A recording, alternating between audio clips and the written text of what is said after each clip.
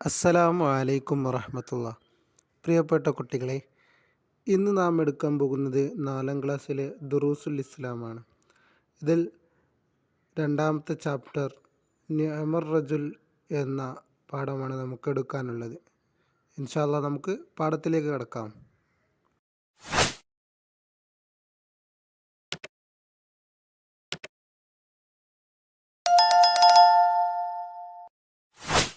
അദ്ദറസുസ്സാനി പാഠം 2 നിഅമർ റജുൽ. നിഅമർ റജുൽ എന്നാണ് പാഠം 2. നമുക്ക് വായിച്ചു നോക്കാം. നബീൽ, ഇവിടെ വരൂ. വിളി കേട്ട അവൻ തിരിഞ്ഞു നോക്കി. ഉസ്താദിൻ്റെ അടുത്തേക്ക് ചെന്നു. അവൻ്റെ നീണ്ട തലമുടിയിൽ കൈവച്ച് ഉസ്താദ് ചോദിച്ചു, മുടി മുറിക്കാറായിട്ടുണ്ടല്ലോ. അവൻ കീഴ്പോട്ട് നോക്കി നിന്നു. ഒന്നും പറഞ്ഞില്ല. മുടി മുറിച്ച് വൃത്തിയായി വേണം ഇനി മദ്രസയിൽ വരാൻ, ഉസ്താദ് ഉപദേശിച്ചു. ബെല്ലടിച്ചു. കുട്ടികളെല്ലാം ക്ലാസ്സിൽ ഒരുമിച്ച് കൂടി. ഹാജർ എടുത്ത ശേഷം ഉസ്താദ് പറഞ്ഞു, നബി സല്ലല്ലാഹു അലൈഹി വസല്ലമ ഒരു ദിവസം പറഞ്ഞു, ഖുറൈമുൽ അസദി എത്ര നല്ല മനുഷ്യനാണ്. നീണ്ട മുടിയും ഞെരിയാണിക്കു താഴെ ഇറങ്ങിയ വസ്ത്രവും ഇല്ലെങ്കിൽ. നബി സല്ലല്ലാഹു അലൈഹി വസല്ലമ പറഞ്ഞത് അദ്ദേഹം അറിഞ്ഞു. ഉടനെ മുടി മുറിച്ചു വസ്ത്രം കണങ്കാലിൻ്റെ മധ്യത്തിലേക്ക് ഉയർത്തി ഉടുത്തു.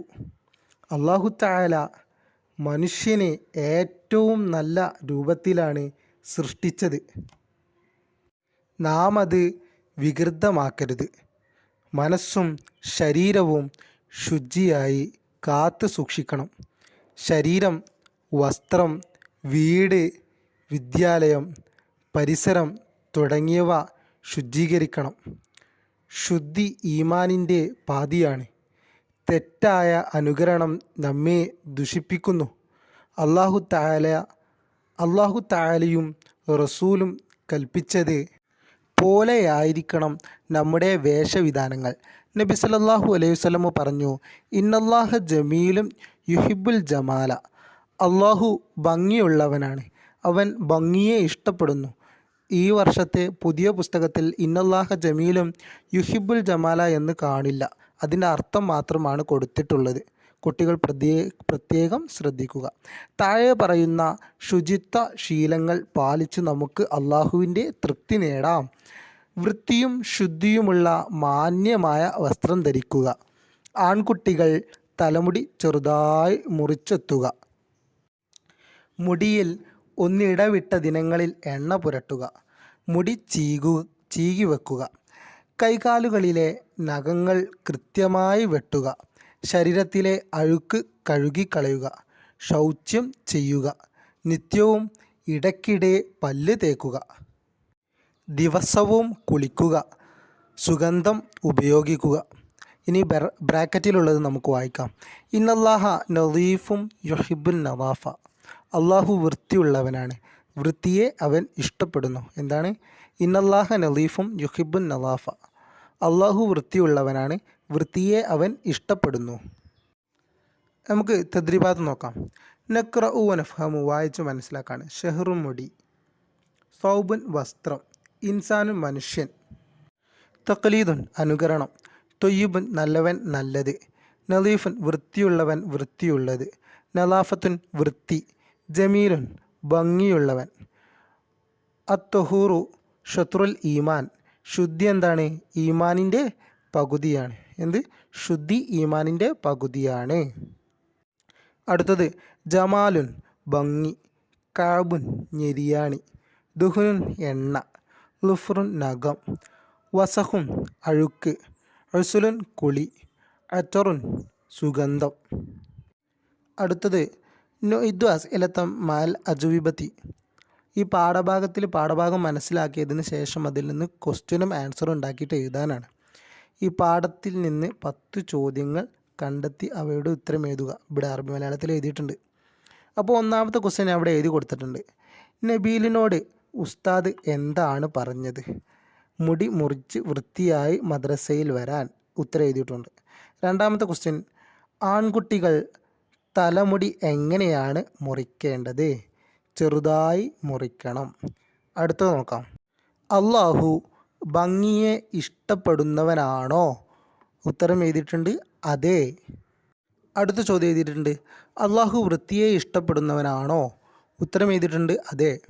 അടുത്ത ചോദ്യം, കുട്ടികൾക്ക് ആരാണ് നബി സല്ലല്ലാഹു അലൈഹി വസല്ലമയുടെ ഹദീസ് പറഞ്ഞു കൊടുത്തത്?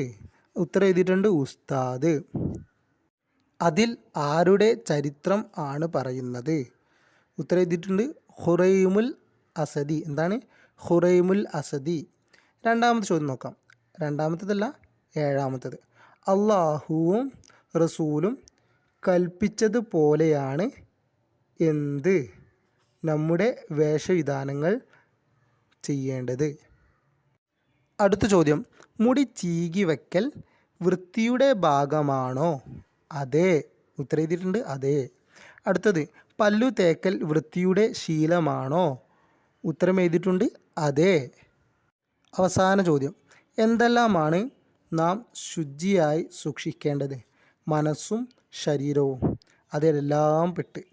അടുത്തത്, നുതർജിമു ഇലല്ലുഅത്തിന, അർത്ഥം എഴുതാനാണ്. ഇന്നല്ലാഹ തൊയ്യിബുൻ യുഹിബ്ബു തൊയ്യിബ എന്നുള്ളതിൻ്റെ അർത്ഥം എഴുതാനാണ്.